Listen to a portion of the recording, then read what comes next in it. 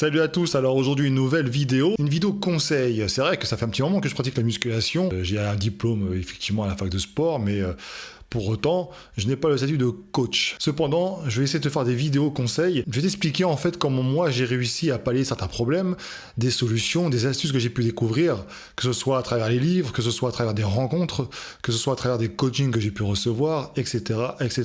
Alors évidemment, je vais pas m'amuser à faire des vidéos comme ça derrière un bureau pour te parler de musculation. Je vais essayer le plus possible de les réaliser en salle. Bon là, on n'a pas de confinement, c'est pas forcément évident. Dans un futur proche, ça sera effectivement le cas.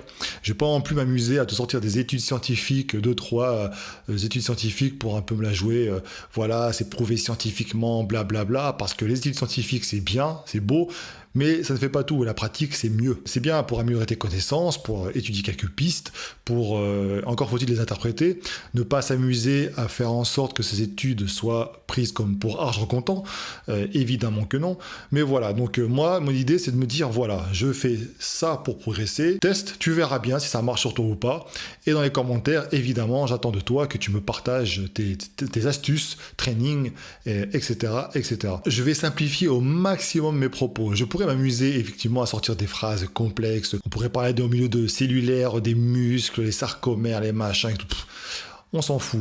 Je vais te parler comme si je parlais à un pote dans une salle, on parle de musculation. Tiens, tu fais quoi pour tes épaules? Bah tiens, moi je fais comme ça. Ah ouais, ça peut être pas mal, vas-y, je teste. Voilà. Je vais te parler comme ça, je vais simplifier au maximum. Et après, une fois que tu auras acquis un niveau suffisant, tu pourras éventuellement aller dans des chaînes de musculation, par exemple Fitness Smith, pour citer que lui, tu as aussi Enzo Fukra, etc. Tu as des chaînes de musculation où c'est un peu plus pointu et tu pourras progresser et vraiment creuser. Mais la musculation, c'est simple. Durant ces 5 dernières années, la tendance était de complexifier les choses comme pour justifier peut-être des contenus sur YouTube parce qu'on a en manque de contenu. Donc on va complexifier à mort pour essayer d'intéresser les gens et faire des vidéos dessus, etc. C'est pas mauvais, en tout cas, c'est pas ma came personnellement. Donc je préfère simplifier les choses parce que la musculation, encore une fois, ce n'est pas compliqué. Mais par contre, il faut donner des conseils qui sont concrets. Il ne faut pas non plus vendre du rêve aux gens. Ça ne sert strictement à rien. Je ne vais pas te faire une vidéo en disant grâce à ça, tu vas prendre des épaules de fou en 10 jours ou c'est pas du tout le genre de la maison. Allez, alors, objectif de cette vidéo-là. Cette vidéo-là, l'objectif, tu le vois, ça, c'était avant. Avant, quand j'ai commencé la musculation avec Patrick Ostolani, je te le rappelle, dans la collection Je deviens bodybuilder, je suis passé d'un poids vraiment gros gras, j'étais à 105 kilos, je crois, peut-être 110, je sais plus exactement, il faudrait revoir. Et il m'a fait descendre en dessous des 100 kilos largement, sans fruits, je tiens à le préciser. Et on a constaté qu'effectivement, en dessous de cette carcasse, parce que ça faisait extrêmement longtemps que je faisais la musculation, du sport aussi, ça faisait depuis 7 ans, quoi. On a vu que j'avais quand même du muscle. J'avais pas un physique de body, juste un mec s'entraîner et voilà, on a pu voir quelques points forts, quelques points faibles. Et c'est vrai que cette vidéo-là avait surpris parce qu'on avait constaté que j'avais pris au niveau des épaules. Et ben, je vais t'expliquer ce que j'ai fait, ce que m'a fait faire mon coach à ce moment-là, et ce que j'ai pu faire même avant ça pour essayer de progresser au niveau des épaules. Parce que je te précise sans fruits, donc pour ceux qui ne connaissent pas, sans produits dopants, on va parler clair, avant, parce que effectivement, quand tu prends des produits dopants, ça a la particularité, en tout cas certains, de développer les épaules. Tu vois, le fameux coup de taureau, épaule noix de coco, comme on dit, l'effet vraiment comme ça arrondi. Alors pour des mecs qui n'avaient rien auparavant, voilà, c'est un effet aussi des produits dopants. Quand tu es sous cure, tu portes des courses, tu congestionnes à mort, tu fais un mouvement de musculation, quel qu'il soit, tu congestionnes à mort au niveau des épaules. Donc voilà, c'est en lien avec les produits dopants.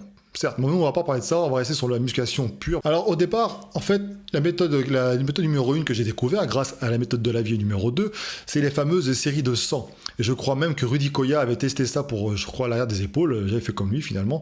C'est ce qu'il a, donc il a expliqué sa progression grâce à ça.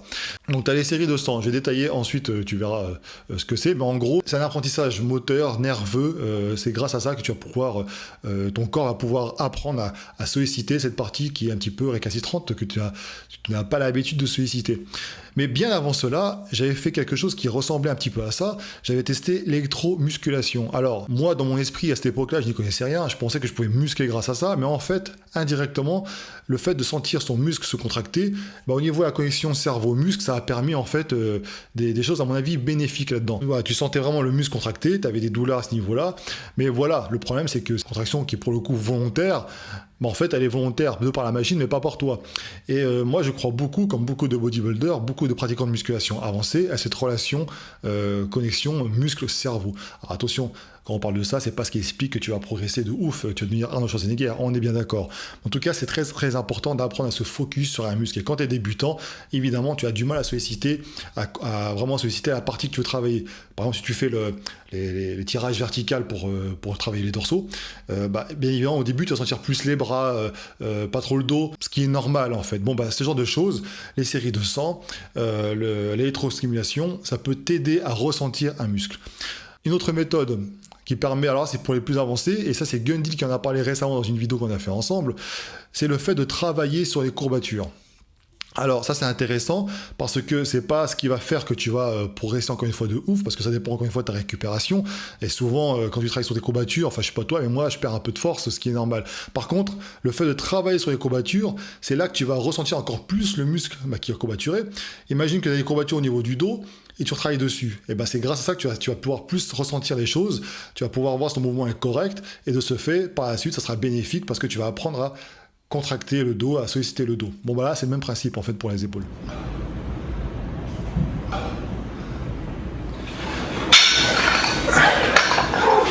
Bon, on n'est pas là pour rester à un bureau, nous on est là pour être dans une salle, c'est là qu'on apprend. Donc la première méthode que j'ai utilisée, c'est les fameuses séries de 100. Tu prends des poids très très légers, là c'est 8 kg, il n'y a pas moins, mais normalement je prenais beaucoup moins. Et je tapais ça n'importe quand dans la semaine, peu importe. Je faisais ça en fin de séance. Et je faisais ma série de 100, alors c'est pas comme ça, c'est pas non plus comme ça, tu vois, c'est contrôlé. Alors généralement on prend des haltères suffisants qui permettent de faire 30 reps, et après tu essaies d'appeler les 100. Tu prendras pas du muscle avec ça, c'est juste pour, comme je l'ai expliqué, pour, on va dire, c'est l'apprentissage moteur. Le circuit nerveux, si tu veux, tu vas le solliciter. C'est ça qui va permettre après par la suite que tes épaules vont prendre parce que ça va réagir.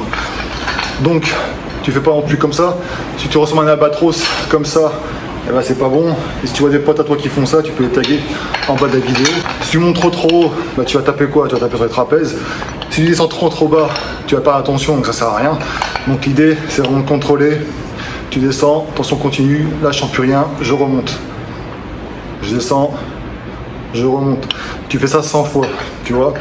Ça c'est la première méthode que j'utilise. Bon, avant les fruits, avec Patrick Ossolani, quand il m'a fait perdre tout le gras en fait que j'avais, juste en perdant du gras et en travaillant de cette façon-là. Qu'est-ce qu'il faisait? Pareil, je prenais des poids légers, parce que j'ai pas le choix, tu verras pourquoi. Il me faisait faire, alors je sais plus exactement, mais je crois que c'était comme, par exemple, 6 séries, on va dire 6 séries de 12 reps. Donc tu es là, tu fais tes 12 reps, voilà. Une fois que tu as fini, tu prenais que 10-15 secondes de récup et tu enchaînais. Tu vois, tu faisais 6 séries comme ça. Tac, tu faisais les 6, donc tu étais bien cramé. Ensuite, à la fin, qu'est-ce qui se passait? À la fin, tu prenais 1 minute de pause. 1 minute de pause, tu recommençais. Tes 6 séries, pareil. 1 minute de pause, encore une fois, et ainsi de suite, 3 fois tu faisais ça. Et en fait, le secret, je pense, ce qui m'a aidé à gagner du galbe, c'était, et aussi, à mon avis, ça m'a aidé aussi à apprendre à solliciter les épaules de ce fait, parce que tu les sentais mieux, tu les sentais bien. C'était le volume d'entraînement, c'est super important. On est trop limité par les répétitions, le poids, machin, blablabla, par les études, on veut tu en voilà, ça on s'en branle. Au bout d'un moment, il faut pousser, calcule pas, il faut que tu y ailles. Si tu vois que tu réagis pas en 3-4 mois, c'est qu'il y a un truc qui va pas. Et peut-être parce que tu te limites, si tu te dis il faut que je fasse 12 répétitions, t'es feignant, ton cerveau il va se chercher à t'économiser. Donc il va essayer de faire en sorte que tu les fasses ces 12 reps, tu vas pas aller au-delà. Donc le mieux c'est de faire comme ça, t'obliger à faire ce circuit-là, et tu vas cramer. De toute façon, dans la description, je te mettrai un petit exemple de routine pour ça, ce que je t'ai dit là par écrit. Tu vas tester, tu me diras dans les commentaires ce que tu en as pensé. Petit retour évidemment à la maison pour conclure. Donc tu as appris différentes méthodes. Alors moi, ce que j'ai retenu vraiment, ce qui a fonctionné chez moi, encore une fois, je résume cette vidéo-là. C'est pas vraiment les séries de 100. Les séries de 100, ça m'a permis effectivement à apprendre à solliciter à cette connexion cerveau-muscle. Ce qui m'a fait progresser, c'est le volume d'entraînement. Pour les épaules, en tout cas, voilà, parce qu'il y a bien souvent, encore une fois, on se limite, on est un peu feignant, donc on va se limiter au nombre de reps.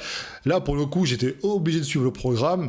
Je savais que c'était pas... je voyais les poids, les charges diminuer parce que j'avais pas le choix. Je pouvais pas m'amuser à soulever, faire le mouvement correctement et puis soulever des charges lourdes. C'était impossible.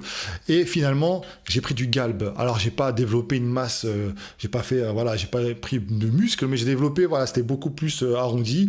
J'ai travaillé le galbe. Et ça, c'est super intéressant. On est trop limité par les reps. Je vois des vidéos de youtubeurs, hein, j'ai rien contre ça, mais en tout cas c'est pas ma cam, encore une fois, où ils vont te parler de nombre de répétitions optimales, l'angle, inclinaison, 50 degrés. Bientôt il faudra me dire avec une équerre, un compas, limite un géomètre pour mesurer un petit peu ce que tu as à faire. Non, la musculation ça doit rester simple, ça doit faire appel au ressenti, aux sensations, et après à la progression et à ce que tu vois dans le miroir. Il faut revenir vraiment à la base, aux sources, et c'est le but de cette chaîne Sharp Fitness, c'est revenir aux bases. La base, c'est ce que tu vois derrière, c'est à la salle. Et voilà, je vous partage des petites astuces que j'ai testées en fait finalement, et je t'invite à le faire parce que ça peut être très intéressant. Donc parfois, il faut pas faire comme les copains, se limiter, ouais, pour prendre, il faut prendre lourd, parce que c'est à la base, il faut compter, c'est 8-12 répétitions, parce qu'après, tu travailles l'endurance musculaire, tu vas fondre, ouais, bon, ok, c'est bien beau, teste, tu verras bien, parce que j'en connais un paquet qui s'amusait à faire du développé militaire lourd, moi le premier d'ailleurs, hein, je l'ai fait aussi, et combien ont arrêté parce qu'ils avaient des blessures au niveau du tendon, etc., enfin...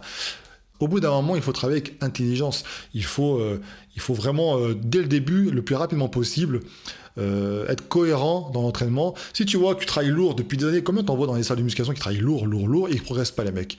Ils progressent pas. Il faut se poser les bonnes questions, tu vois, au bout d'un moment. Les épaules sont des muscles extrêmement sollicités, hein, pour le développé couché, pour tout, en fait. Finalement, les épaules, tu les sollicites tout le temps. Voilà, il y a beaucoup de blessures dessus. C'est pas pour rien.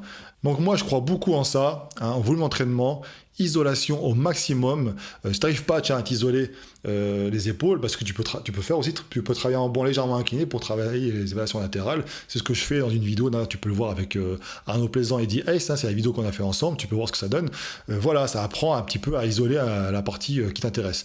Mais je crois beaucoup en ça, en tout cas ça va fonctionner sur moi, et je t'invite à le tester, à me dire en commentaire ce que tu en penses. Ça c'est très important, les retours. Au fur et à mesure de ta progression, de ton expérience, tu vas apprendre à intensifier tes entraînements. Au début, fais le plus simple possible.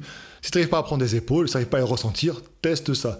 Teste le programme d'entraînement qui m'avait été proposé par Patrick Costolani, et puis tu verras, tu me diras ce que tu en penses. Encore une fois, en musculation, tout a été inventé déjà depuis longtemps, hein, donc il suffit simplement de partir à la recherche, être curieux, partir à la recherche d'autres méthodologies, sortir un petit peu de cette vision de lourd, ou alors attention, série longue, tu vas fondre, etc.